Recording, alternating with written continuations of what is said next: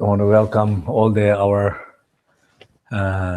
international guests from the webcast, people from many countries. I don't know how many we have. We have 500 online now, and there are 750 registered. Okay, so we have about 500 people or computers online. Online, and we have, I think, close to 150 people here in the Gompa. So welcome everybody here and online. And so, as everybody knows, every winter we have a retreat here, and this winter our winter retreat is specifically related to the experiential transmission. So this is our cycle, beginning of the cycle of 5 years. And then this time we are doing here the Ngondo of Shangyu Nyingju experiential transmission. So we have been doing the Guru Yoga and the practice of impermanence and confession. So I was thinking maybe also this session we will have a guided practice related with the Guru Yoga and a little practice of impermanence. As time is changing, end of the year, it's a kind of, maybe it's also a good time to reflect life and changes and a new beginning. So, and also I think it's a wonderful moment to connect to everybody and those of our Sangha members around the world and the friends of Sanghas. So this is also as a spiritual community that I think is also a good moment to end of year, beginning of new year, to all of us to reinforce our connections. And every support that we get through our practices and these wonderful traditions, trying to reinforce these connections a little bit to also charge up our battery for the next year. So that's what we're going to do. So we'll start with the 9 breathing of purification, and we'll do Guru Yoga, and I will guide the practice.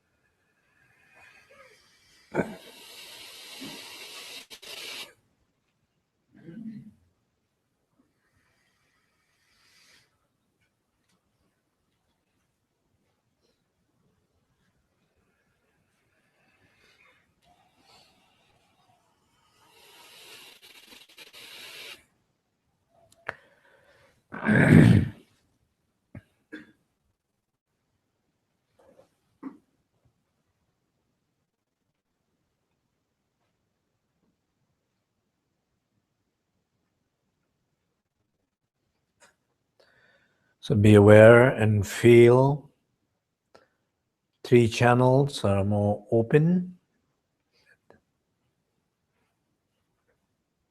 Feel that sense of more openness in these channels as they are in the central of our body. So feel the central of our body more open and more clear.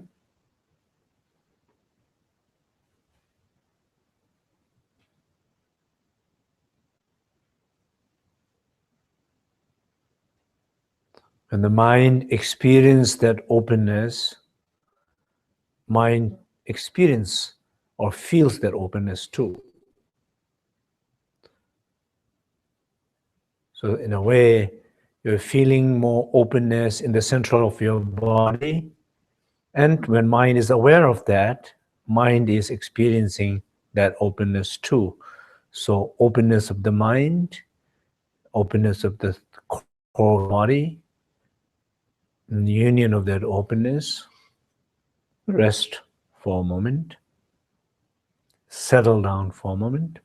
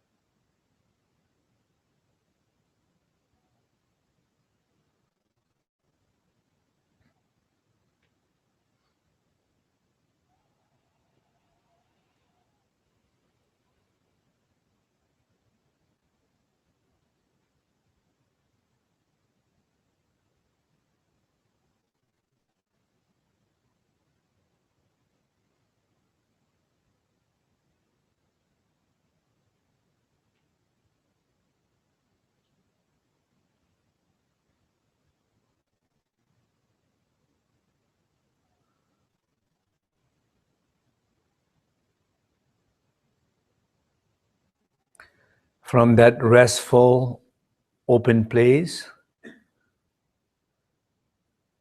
feel the sense of warmth and devotion.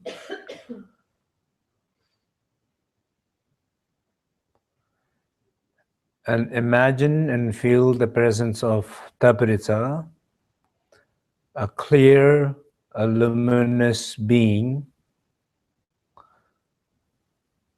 as you see in the screen or as you see the image behind me, if you are seeing it.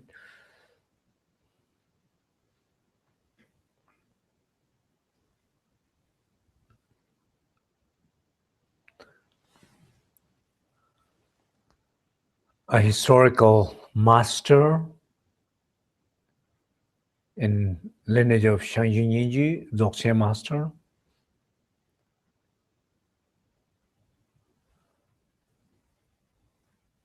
representing the union of all the masters of the past, present, and future,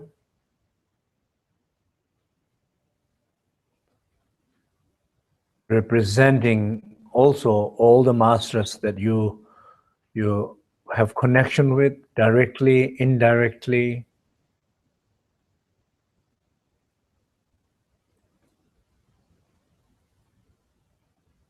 in one single image of pure body of light, everything unifies there.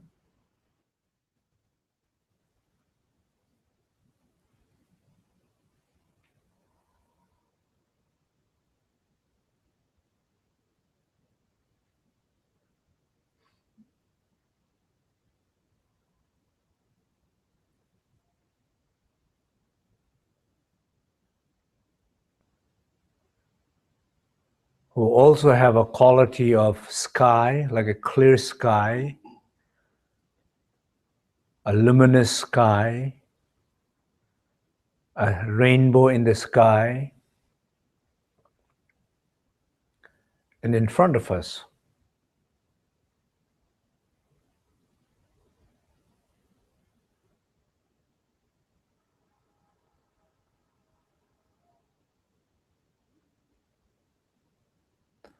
That means open, clear, luminous. Once again, when you see it, when you feel it, you're also feeling that in your heart. So that space, that light in your heart, same as the image of Taprisa, feel that connection, like pouring a sky into a sky, light into a light, a union of warmth. Feel that connection.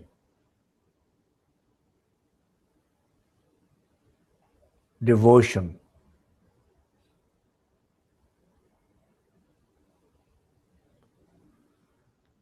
And we all pray together. Please help me, help us. Also, any other people that who needs prayer support, bring them in session here.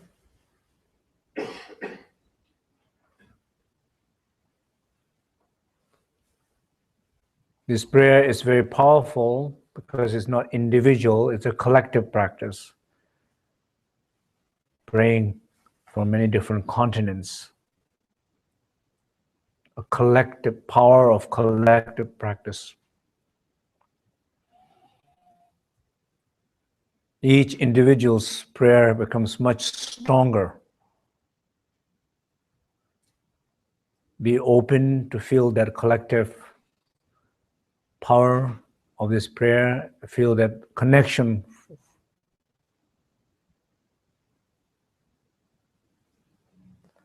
Help me, help us, help someone to overcome all the obstacles of life.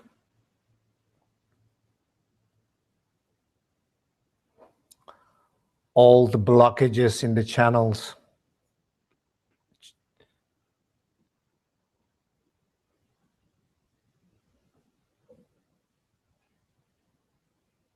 Blockages in our body. All the unobscurations. Obscurations of our mind.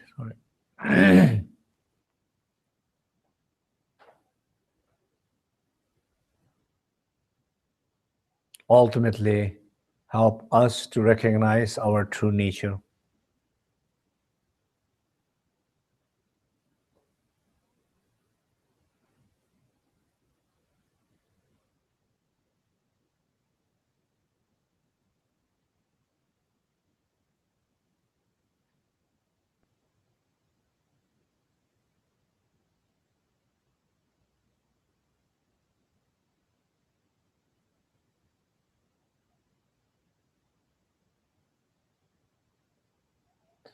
Make this prayer very personal from heart, your own heart, but feel this practice as a very collective and open to support from everywhere.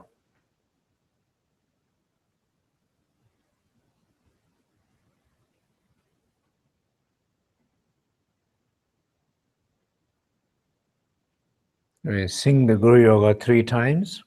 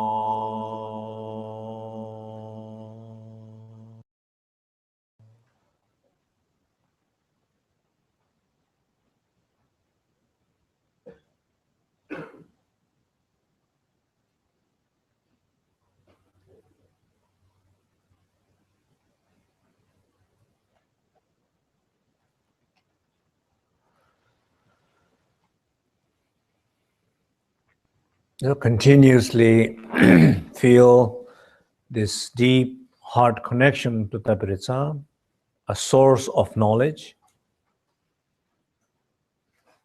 a source of blessings, and representing all the masters that one have connection, direct connection with or indirect connection with.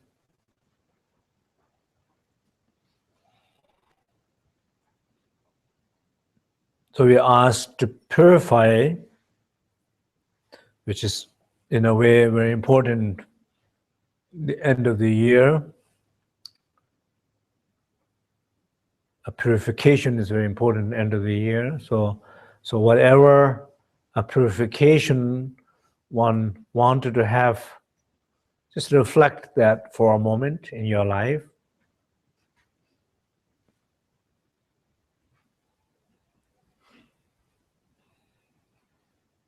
A sickness, pain, blockages in your body.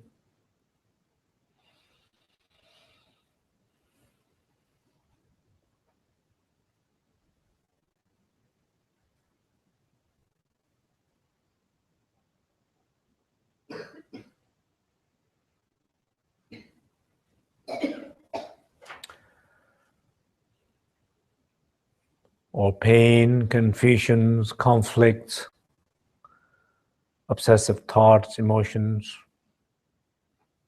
doubts, lack of confidence, whatever it's in one's mind, or just even recurring events of obstacles in your life outside your body and mind, but things happening in the house or work.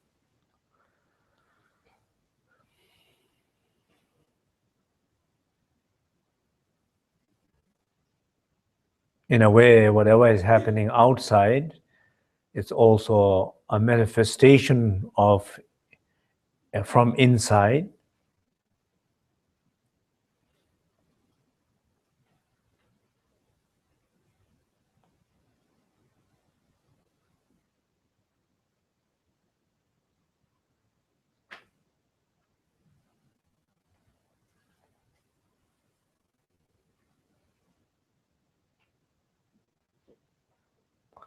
Or whatever forms of relationship with other people.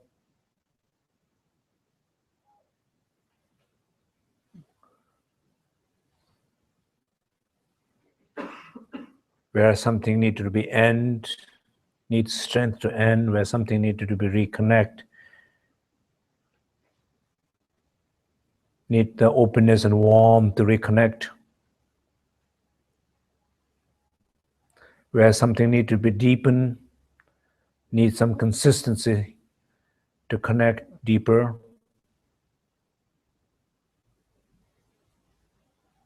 So this moment, this end of the year, this old year, whatever needed to be purified in your life, just reflect that for a moment before we do the practices of wisdom element, clearing, cleansing through wisdom elements. Just reflect that. So the more you're aware, the more likely it can clear. More you're specific, more likely practices will affect specifically.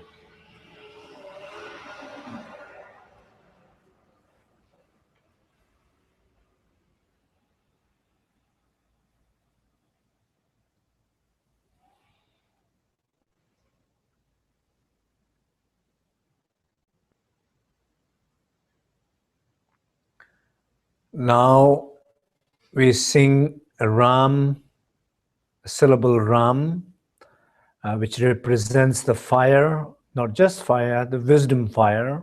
As we sing, we're inviting this energy from the heart of the Tabereza, from the source of this healing, coming toward us, toward you, toward in a collective sense.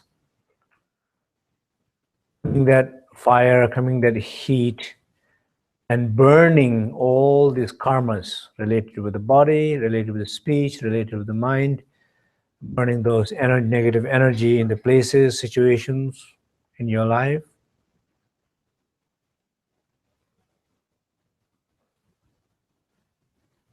Rather than you are trying to conceptually very active, allow to be more open, as if you're receiving healing from somebody. Somebody is working, not you. You are being open. Open in your body, open in your mind, open in your speech, allowing it to be clear in your different situations in your life. Just be open.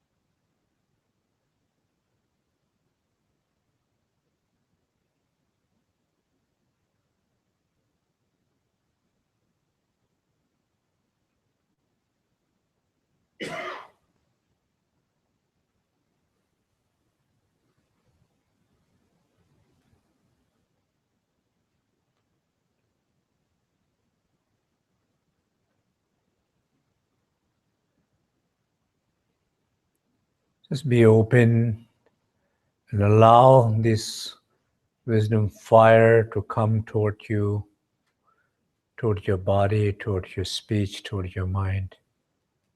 Burn all the karmas of the past and all karmas of the old year.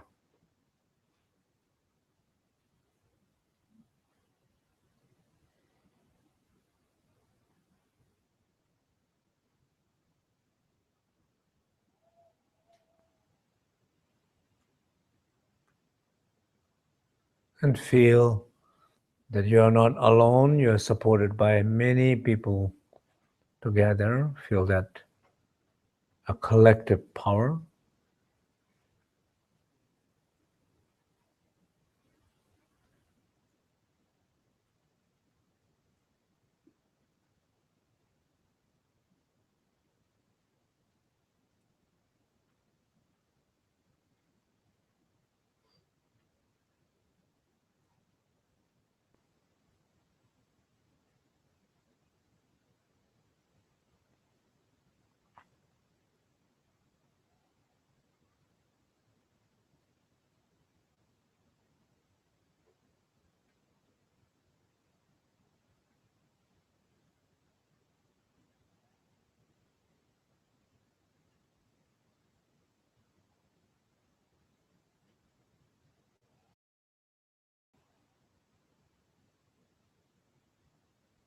Now, as we sing the seed syllable of the air element, yang, imagine from the heart of the Taberesa, green yang, green light, the air element comes, same way like before, toward your body, speech, mind,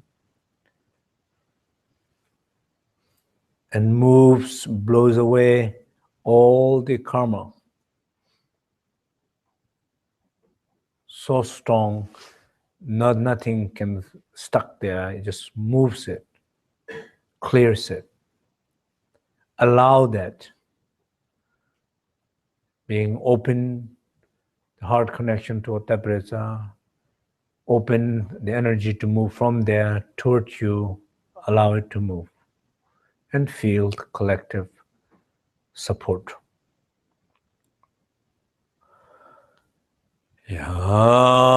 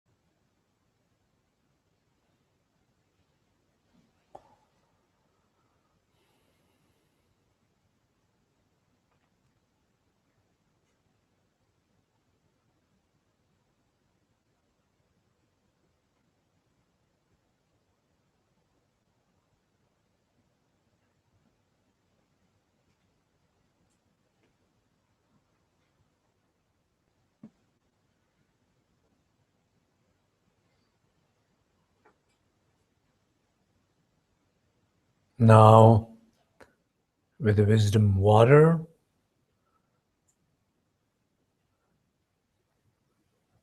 seed syllable of water element, Mang, blue, from the heart of Taparitsa. As you sing the blue light, the water element comes, it's like taking a shower. Feel like it washes away everything in your body, speech, mind, all the old karma, washing away.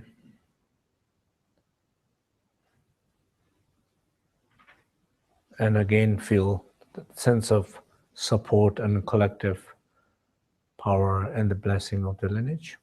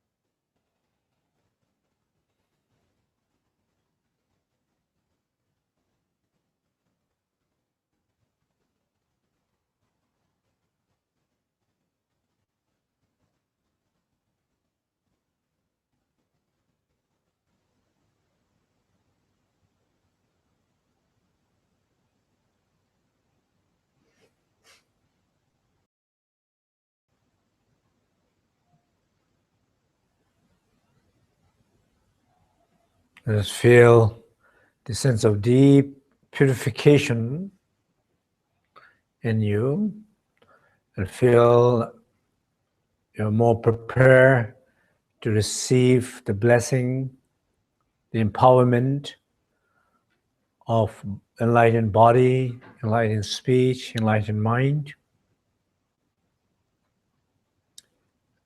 As we sing the seed syllable ah, imagine from the forehead of Taparisa, syllable white ah, and the white light comes directly toward your forehead, and you feel this beam of white light coming and receiving all the enlightened body blessings. It's like transferring informations in a clear, big, open, free space. The purifications are like deleting many, many old files, and through the receiving the enlightened qualities, informations. Once again, be open, allow, and rest, and feel collective support.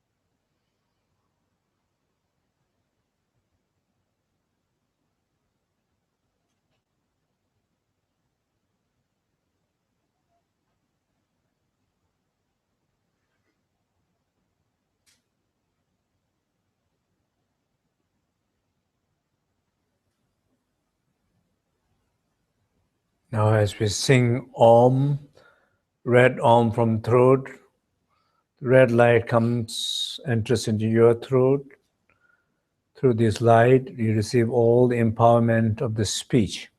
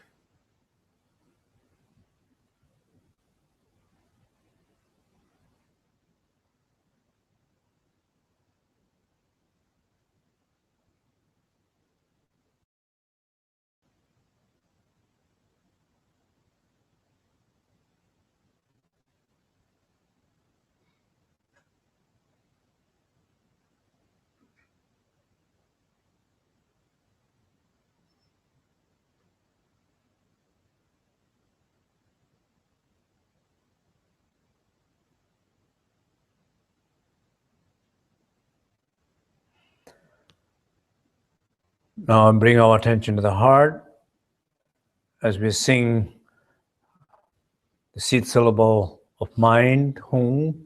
Imagine from Tapirisa's heart, blue Hung, blue light merges, enter right into your heart.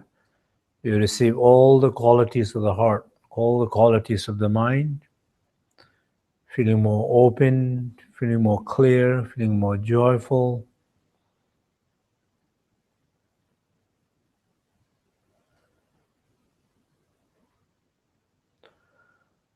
Oh.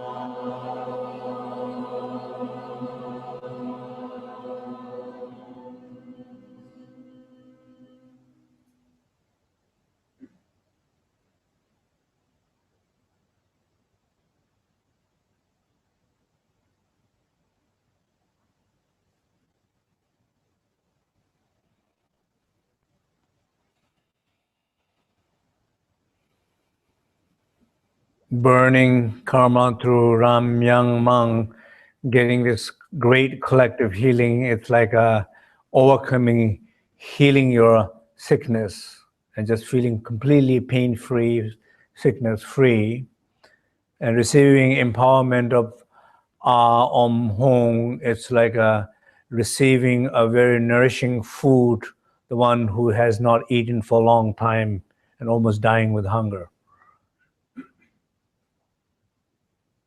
The sense of feeling full with nourishing qualities. Feel that moment and rest.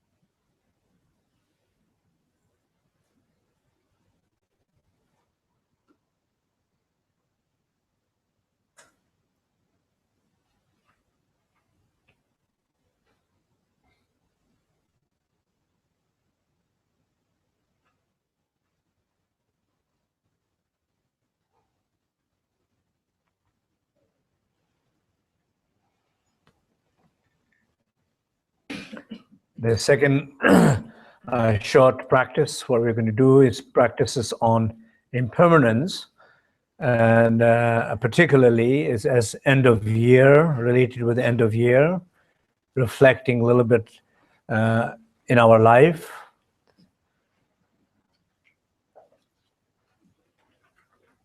So I want everybody to reflect a little bit in your life, places where you feel very, very strong sense of self. Not self that we pray to realize, but the self which is very much ego identity.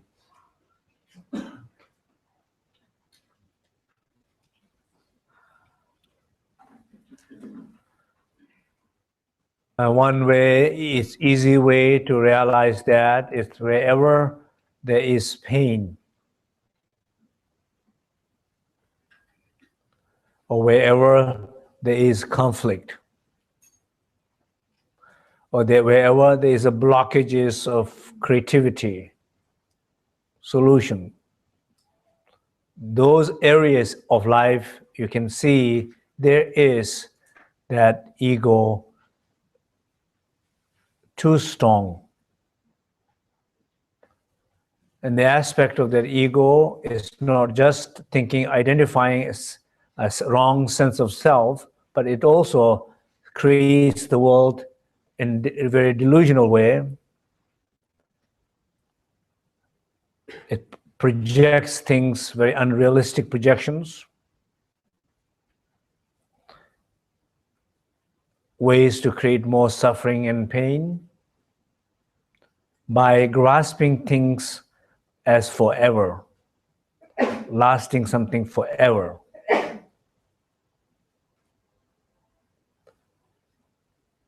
Because it expects things forever, it doesn't accept the change or possible changes. As we don't accept the possible change or changes, we suffer. It's not going to help not to change, but suffering is extra thing in the process.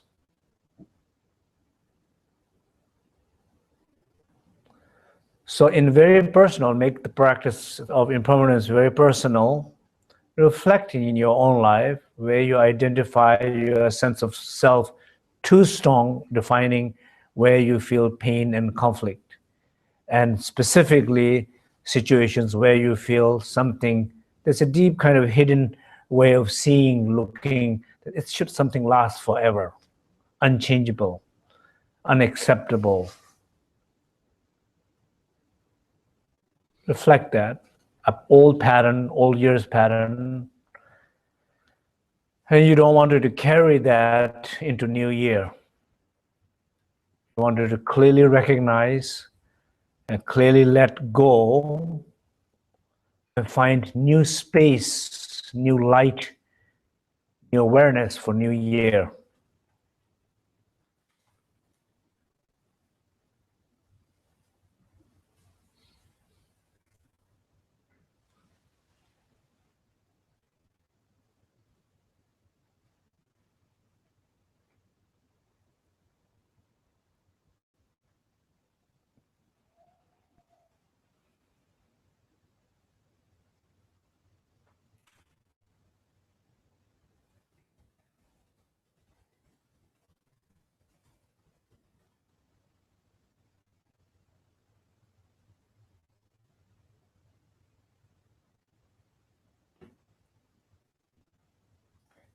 Realize change is the only thing doesn't change.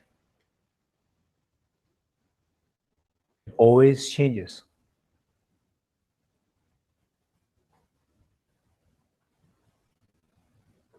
Any resistance to the changes is pain, it's suffering.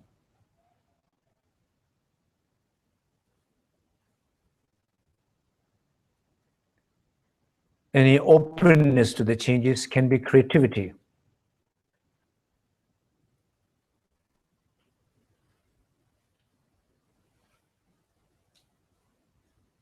Or productivity, or creation, or liberation.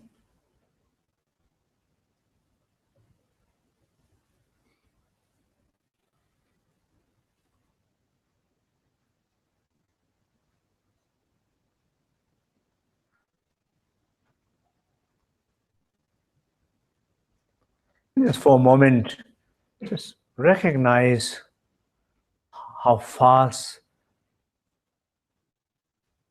things are changing.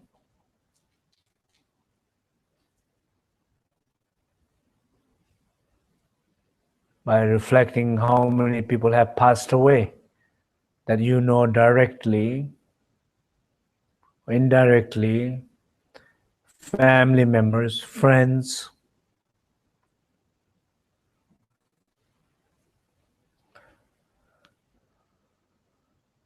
How fast children are growing.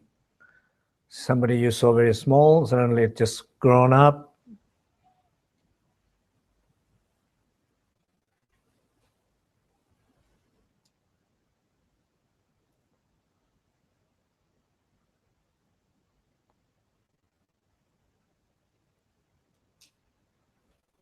Somebody who has a lot loses everything. Somebody who has nothing becomes very rich, famous. Change.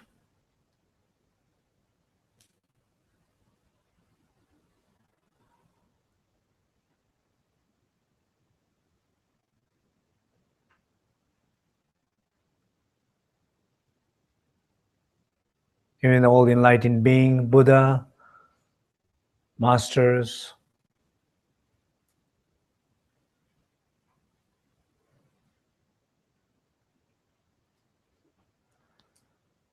also many, everybody goes through this moment of and passes away. Just reflecting in your own life, how many changes you are experiencing.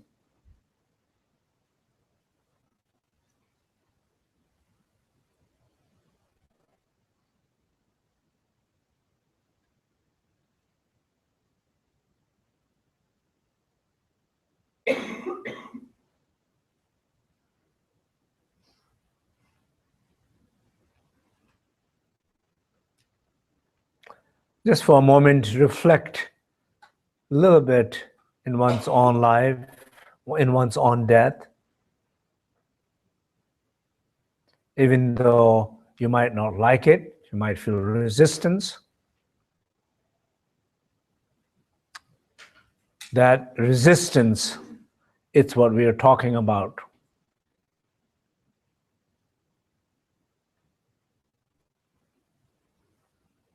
What do you do with that resistance? Listen to the resistance and not reflect about the death. Or be aware of the resistance and recognize the need to reflect to the death,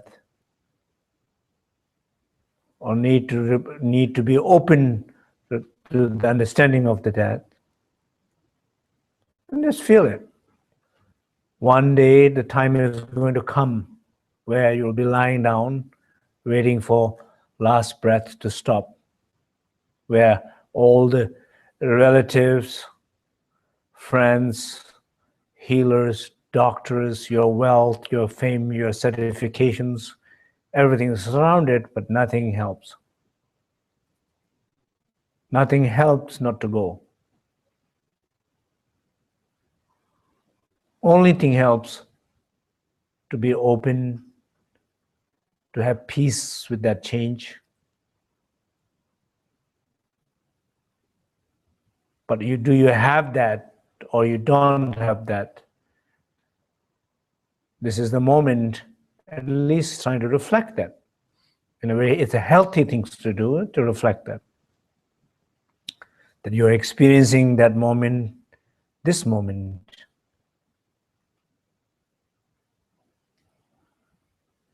You might be afraid, you might be sad, you don't want to lose family members.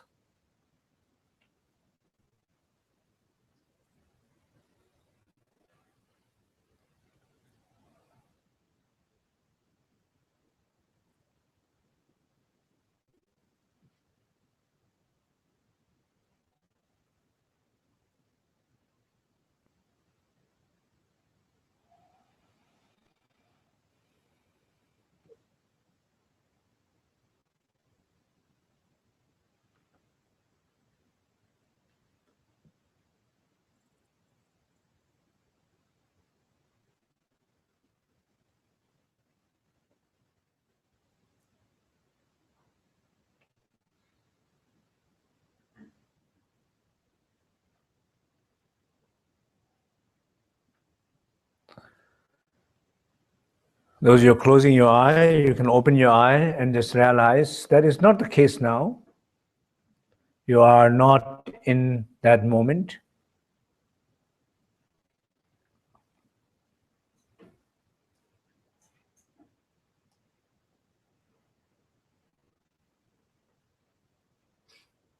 But one can be in that moment. So since one is not in that moment, what it teaches you, what it tells you,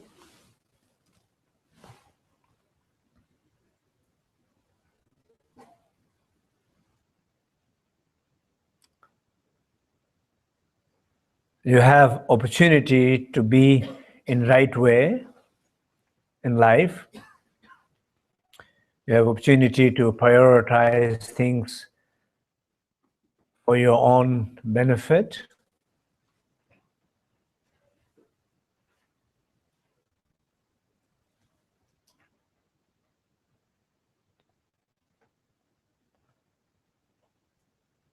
When we recognize a lot of unnecessary stress, tensions, pain, conflict that we produce, it's absolutely not necessary.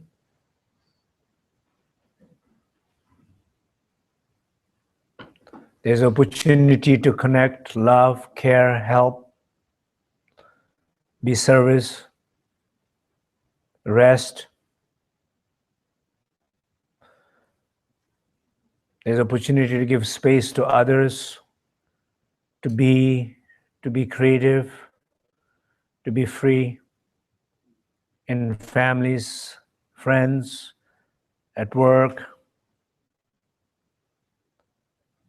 So just for a moment to reflect, because as a grasping mind, the ego, and ego's particular quality of in time think that something is think forever, with recognized by reflecting impermanence, there's nothing like that. You see all the time. If you still don't get it, some big problem there, you know. And when you get it, see how you can change, how it can be differently. So New Year, think about New Year as just at least some way to be different, new way. Saying some goodbye to old patterns, inviting some new ways, new light from that open space.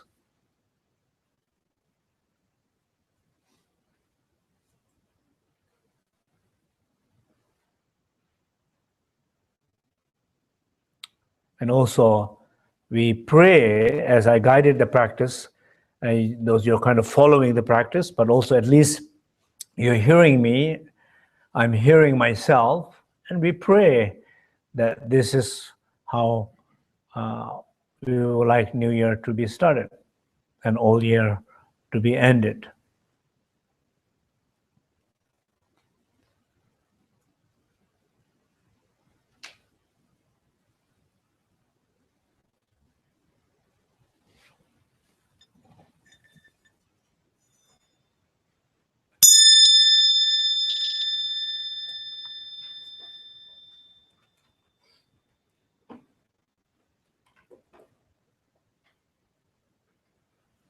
Okay.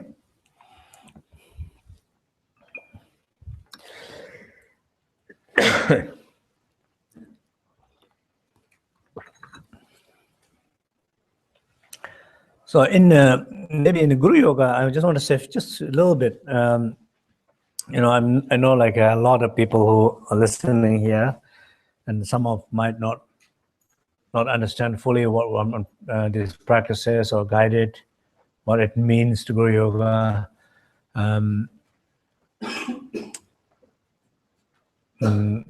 So in some way, like very mundane understanding, or at least the benefit of Guru Yoga, I think it seems like that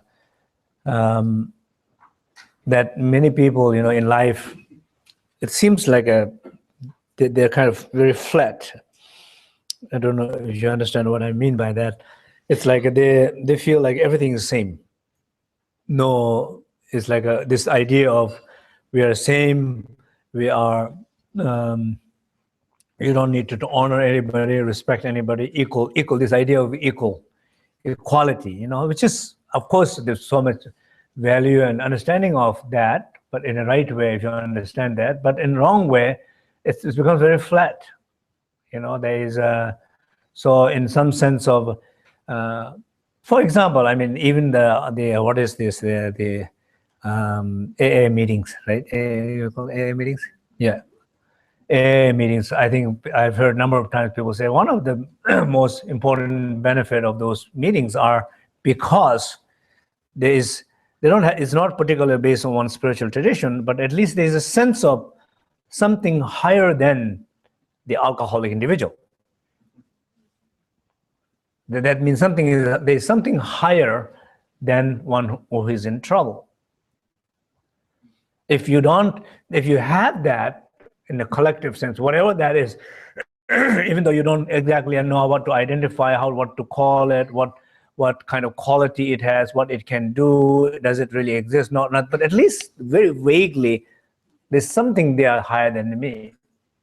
And that belief, that trust, it gives the strength to the individual to give some strength to do or not to do, not to drink, or regularly come to the meeting, for example. So it's not that person who goes to those programs is not a flat. Probably when it was a flat, more chances to become alcoholic, or more chances to become a violent.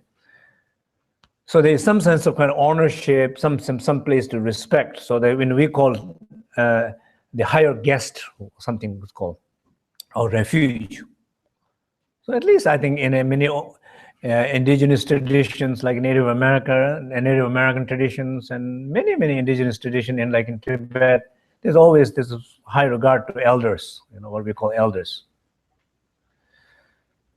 Just because they have been practicing longer, or they have been in the path longer, whatever. There's some sense of form of respect to the elders, higher something. It's not a flat. Then, in a sense of when people are like more like a same age, same kind of more like a friendship kind of relationship, then there is really more sense of respect. It's not like the same kind of honoring elders, but it's like respect, kind of mutual respect, something. So that's kind of more equal situation there. You respect a little bit. You kind of some places you listen a little bit more than judge, analyze all the time. Whoever that person is, it could be your therapist, could be a doctor, could be your teacher, could be your parents, could be a mentor, whoever it is. But there's somebody got to be there.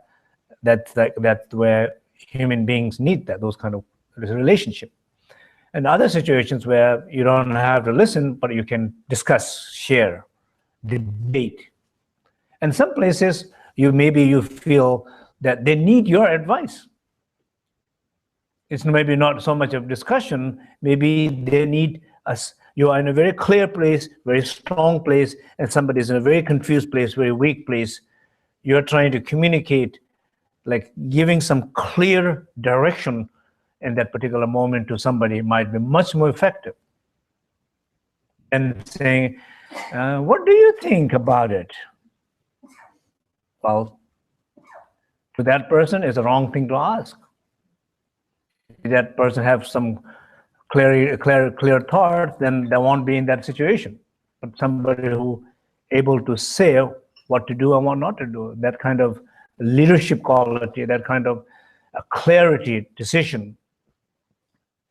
In some sense, in life, I think in this ancient tradition, there is this dynamic of relationship. There is somewhere you really kind of learn to just kind of be very open, trusting, and listening, and others where you really debate, discuss, you argue, and others where you really kind of advise things. So these dynamic kind of relationship, it seems like a very, very important. And in some way, many of these practices has that kind of internal structure in it. And cultures where when they don't have that, there's much more trouble in the society because everybody thinks everybody's boss. Nobody wanted to listen to no one, and there's just so much conflict. So that's my very mundane way of explaining the benefit of Guru Yoga. You see, that's what the modern teachers have to do. You have to find all kind of way to describe it. In Tibet, they don't need to do that, what I'm doing. People get it. So anyway, I think we don't have much time. So maybe we can have a few questions. Audience here and audience other side of the world.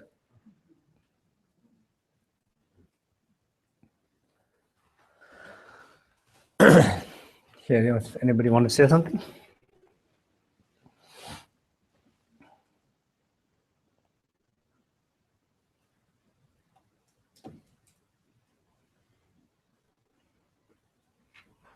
Okay. Okay. Well, meanwhile, all of you can think about a question. I want to do a little one acknowledgement. We want to do a little acknowledgement. So, Rob, you want to come? Yeah, we can do it now, while everybody can think about if there is some question, right? Yeah. Okay, there's somebody there. Yeah.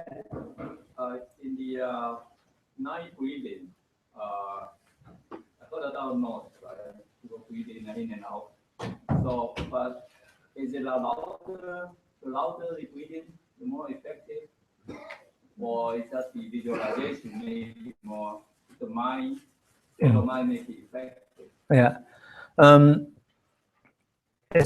Sometimes there is the question is the 9 breathing.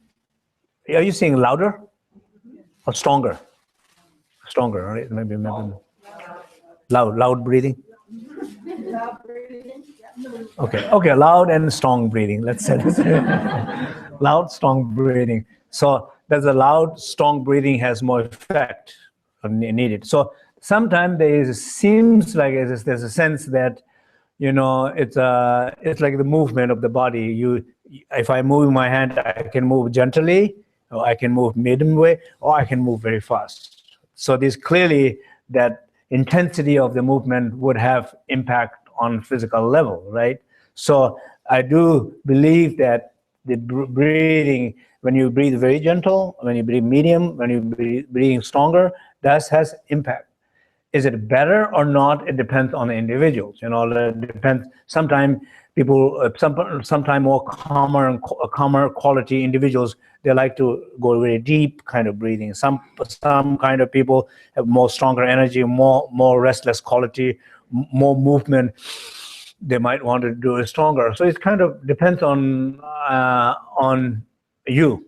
So there is differences. So you can do it stronger when some emotions are very stronger, and definitely deeper will be also more important than the louder.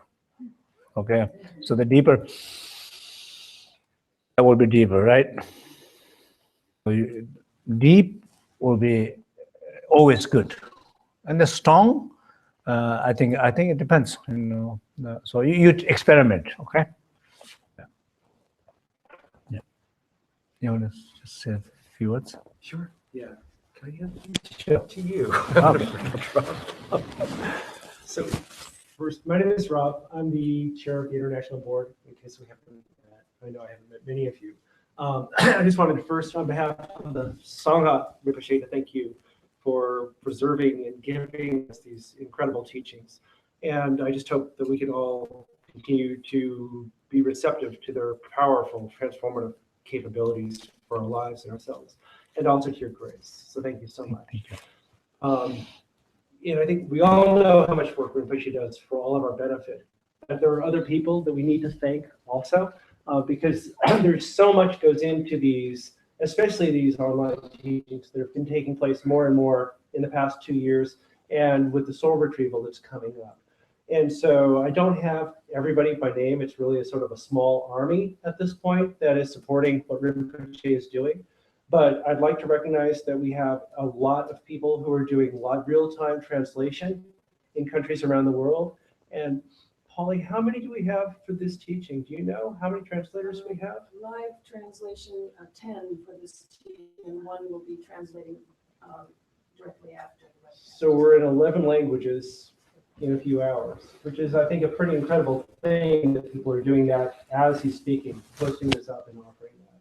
And in addition to the translators, we have people who have been offering financial sponsorship to support the costs of preparing the materials, adding bandwidth to the facilities, adding materials like cameras. So we're very grateful to the people who have made that possible. But more than anyone else right now, who we'd really like to call out to our attention from the Sangha is Polly, who is sitting here typing even as we're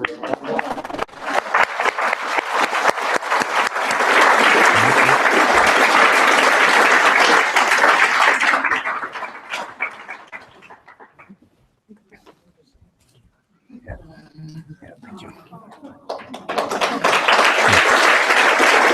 One second. This is also.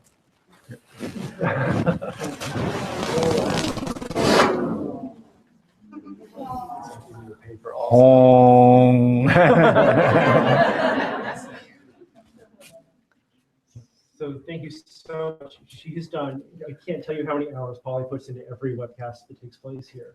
And her counterpart is not with us right now. Her name is Lourdes, and most of you who are here right now probably know her.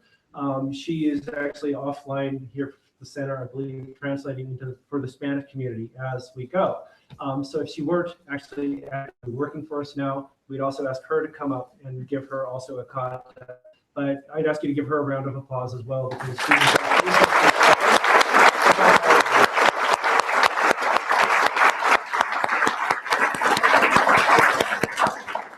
and if you'd be so kind as to give her her gift also. Yeah.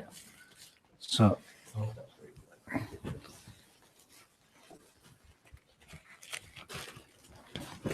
Yeah, maybe leave it on the table there. I'll do that.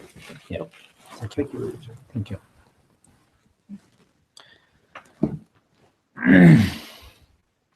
Yeah, so as Rob mentioned, I think Polly and Lourdes work many hours. Like personally, every week, once, twice, we are on the phone preparing for the next years of webcasts for 12 months. We've been doing like many hours of just kind of preparing it, and Lourdes does all the coordinating with all the translators in the different Sangha groups, and many places these computers are not only one person, there's a whole group of people gathered together in many places. So there's a lot of how you say before it actually manifests. So I wanted to acknowledge and thank everybody, all the translators, as Polly mentions. So 10 and I think in January we have, seems like we have 13 languages, including Japanese. It is 13 or 12. We may have Japanese and Chinese, but Yeah, we are hoping to have a Japanese and Chinese. And so, and again, as I'm mentioning this, I'm also, letting everybody know here and also on the web, around the world. So that if there's any voluntary people who wanted to help translate into other languages, they're most welcome. And we want, as whole world is very much on technology and the internet world today, and we wanted to, as talking about the changes, we want to move together with those changes and trying to bring teachings to everywhere. So we decided to next year, this coming year, 2015, every Saturday, I say every second Saturday, we have a webcast, and the January and June, right? August, no, January, August. January, not January. I'm not sure if it's. Okay, the January, I think it's June. That's that spontaneously coming so much. January, June, and December are whole day, 3 whole days teaching practices, and myself and some senior students will be helping. Marcy will be helping. Lourdes will be helping, and so it's like a whole day thing. And the rest of the time we have like an hour and a half. So, and whole year will be based on my new book coming up. The source of the true source of healing is a Tibetan form of soul retrieval, but the soul retrieval in a sense of my personal how you say experiences and practices. So I share a lot of things there, which is as a form of soul retrieving practice that I feel like it's not only people who are practicing Buddhism or Burn, but it's something I think accessible enough to many people. And one hope is that also in many people who are practicing in our Sangha, so not necessarily all family member equally practice. Only those, some family, both couples or family practices. Other situations where one practices, one does not. But sometimes, because they might not understand everything what we're doing. But I hope these teachings and these practices might make sense to even to other family members and friends, so they can also, or even the colleagues working together, so that somehow it will help them just to be better together, or whatever they are collectively trying to do together helps. So that we are trying to do that. We're also hoping to, not hoping, we will launch a new website called Ocean of Wisdom in January. And in this website, mainly the benefit of this website is all the teachings on YouTube and different places, everything will be in one place. This is one website, and this website will we were able to recruit a lot of voluntary peoples from everywhere, and so they can translate into the subtitles by themselves from different countries. So that's the computer technology seems like it manages that. So we're very excited about the able to share these things like this. Like I mean, just like this, 1 hour session of practice we have shared with I think at least 500 computers were there. Hopefully everybody was listening, not computer is turned on and cooking in the kitchen.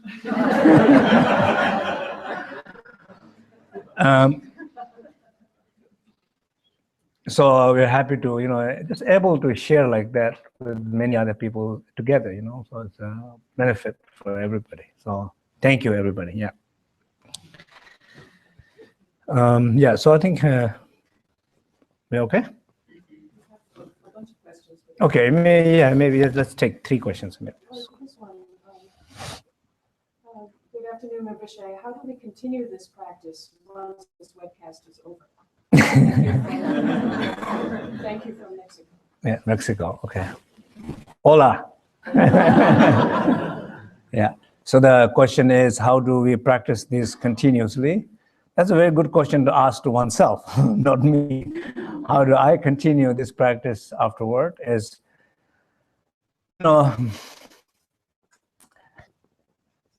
first of all, I think if somebody really, really wanted to, you will do it. If you're not doing it, maybe you really don't want to do it. That's one way to look at it. The other thing is, I think that there's a lot of ways, like right now we did with a webcast. We're talking about webcast already there. There's many YouTube, the books, materials, different form of teaching. So there's so much. I mean, right nowadays, so much available there. I think that's not really. That's a good excuse. I don't see it any good excuse. Because maybe 50 years ago, I think maybe it's kind of difficult. Now, so much, you really need to say, I'm serious about it. The experiential transformation is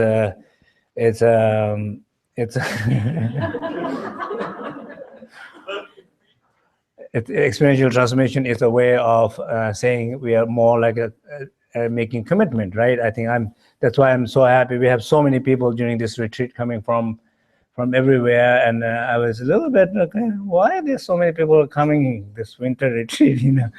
At least they know what they're getting into, are they? I hope they do.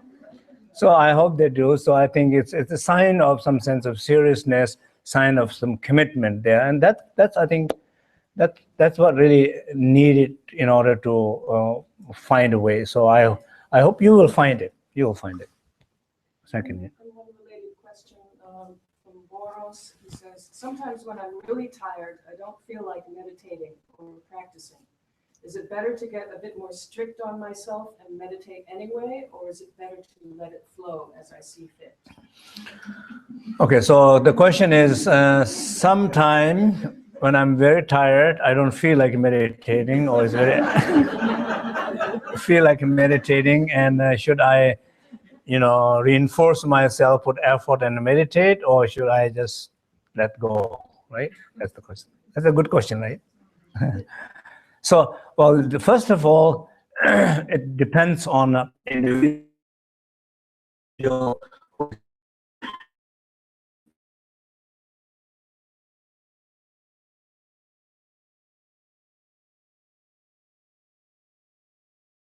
Middle and a lot of familiarity with the practice is already there. In the first case, I think then you should get up. You should get up and for example, when we are saying a 5-point posture, is there any relaxed way or flat way of doing 5-point posture? No, there's no flat way of doing 5-point. Spine straight, chest open. It has to be upward. So there's no way to do it. You do have to follow that intensity. That intensity has impact on beginners, those who need a lot of discipline. So that discipline is necessary for some individual in the beginning stages. So not my choices. Those who have a lot of familiar with the practices already, so you feel sometime when you're feeling meditation, you look forward to meditate, you love to meditate, you feel so much restful to meditate. When you come out of meditation, you feel like you have a great session of healing, self-healing. But you feel like that, right? In those cases, we always talk about watch the effort. Like even during this meditation, I was saying, don't try to force yourself. Sometimes allow.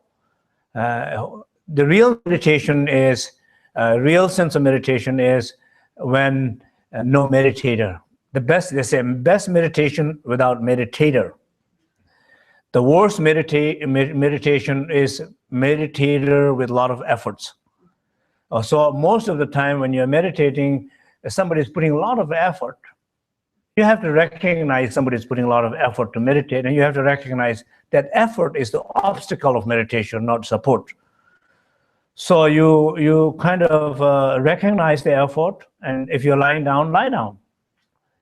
Just feel the space, feel that awareness, feel the connection. In that sense of feeling awareness, connection, if you want to take a nap, that's the best way to take a nap. If you wanted to go to sleep, that's the best way to go to sleep. If you wanted to find a good rest, that's the best way to rest. Even if you wanted to, to be creative, that's the best way to get some rest. And then afterward, then if you're trying to reflect again, you will have much better thoughts and creativity. So you can clearly learn to not put effort and rest. So that's, yeah. One last one. From Cynthia, she asked, as an individual being, what is a strong way to benefit the entire world? Individual? As an individual, what is a strong way for me to benefit the entire world? Strong way.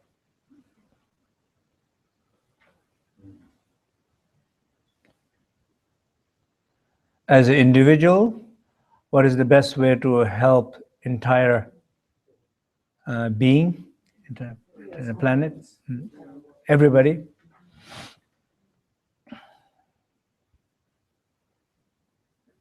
What is the best way to help everybody? What is a strong way to benefit Strong way. everybody?